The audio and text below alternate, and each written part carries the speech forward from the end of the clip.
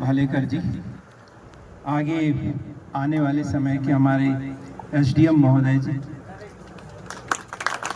और ये मेरा सपना है और मुझे पूरा यकीन है कि ये आज नहीं तो कल सत्य होना ही है, अटल सत्य। बिल्कुल, मैं भैया का तहे दिल से स्वागत करता हूँ। उन्होंने जो विचार व्यक्त किए हैं बहुत ही बढ़िया। मैंने हमारा जो प्रोग्राम है वो आगे भी चलेगा, थोड़ा समय लगेगा, लेकिन हमारे जो मुख्य अतिथि है कापसे सर और पाटनकर सर, बहुत अधिक समय लिया है मैंने उनका, तो उनका आभार व्यक्त करने के लिए यहाँ पर उपस्थित हुआ हूँ। सबसे पहले तो मैं सभी को बुद्ध पूर्णिमा की ढेर सारी शुभकामनाएं दे रहा हूँ, और उनका जो शांति का संदेश है, मैं यही चाहूँगा कि ये शांति का संदेश जो है, जो सारी दुनिया के लिए है, वो हर व्यक्ति के लिए है।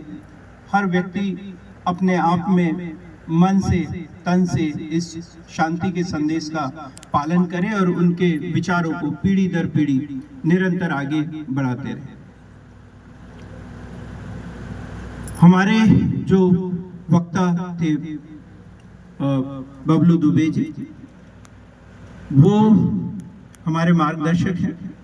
बहुत ही ऊर्जावान व्यक्तित्व, कैंसर से पीड़ित नहीं बोलेंगे, जिन्होंने कैंसर को पीड़ित कर दिया, कैंसर को हरा दिया, कैंसर से जंग जीती है, और उसके बावजूद भी निरंतर हमारे बीच में सहयोग प्रदान करते रहे। उनका बहुत बहुत आभार। कापसे सर ने अब मेरा परिचय बताया कि मैं उनसे कैसे मिला हूं, वो सर ने तब से बताया जब उनको याद है, लेकिन मैं सर को बहुत पहले से जानता हूं, उनको फॉलो करता था। सर तिवारखेड़ स्कूल में पढ़ाने के लिए जाते थे और मैं पारर सिंह हायर सेकेंडरी स्कूल में पढ़ाने के लिए जाता था। तब से मुझे सर की बातें याद हैं, सर ने क्या बोला, किस तरीके से प्रेरित किया, और सर ने सही बोला कि उनको सही समय पे सही मार्गदर्शन पहले मिला होता तो वो भी लाल बत्ती में घूम रहे होते। मुझे पूरा यकीन है, क्योंकि सर के मार्गदर्शन से जब मैं यहाँ तक पहुँच सकता हूँ, तो निहायत सर बहुत ही अच्छे व्यक्तित्व के धनी व्यक्ति। मेरी 2 बार जो पोस्टिंग हुई है, तो उसका जो अनुप्रमाणन फॉर्म भरना होता है वो सर से ही भरा है मैंने।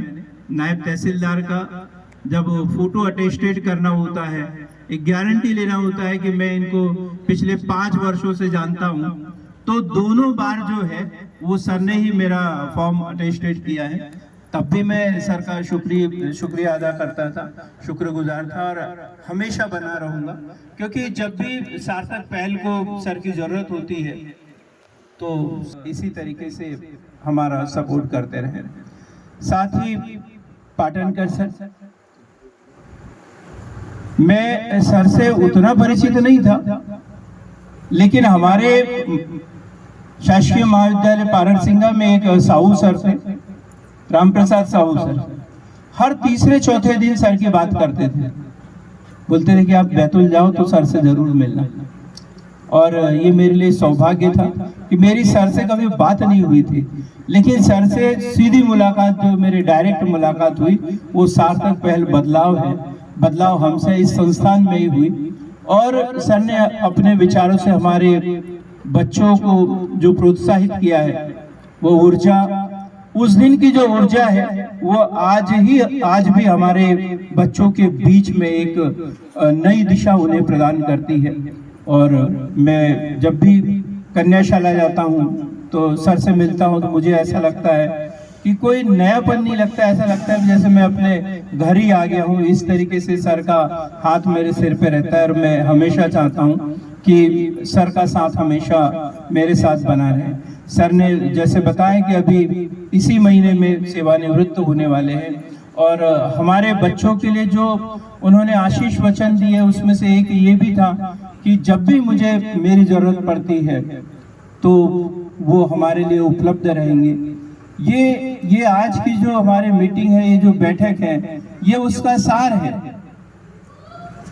क्योंकि मैं जो सार्थक पहल बदलाव हमसे है, ये संस्थान चल रहा है, तो इसमें मेरे अकेले की मेहनत नहीं है।